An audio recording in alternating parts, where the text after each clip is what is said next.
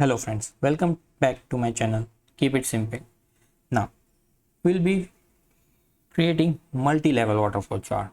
Very simple. First of all, create the copy of the sheet. Multi-level waterfall. So, suppose I have two more variables, variable 6 and variable 7.2.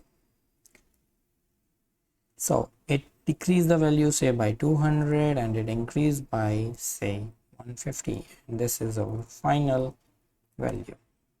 So if using the inbuilt template, it's very simple. Just select the table the chart and drag it down and double click, right click, that is total.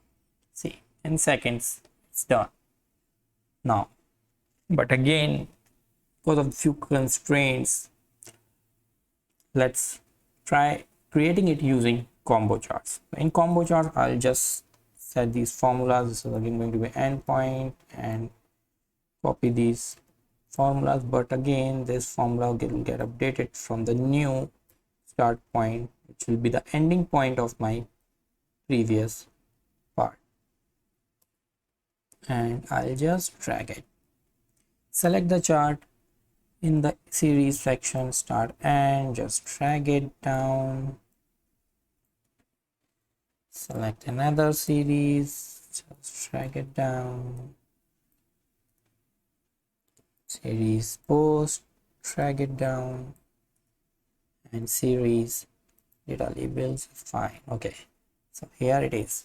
Now I'll just go to the data labels, select range, and I'll just update it to this one. Right clicks and data labels.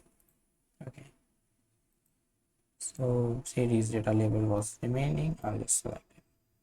Here you go. So it's very simple and quick way.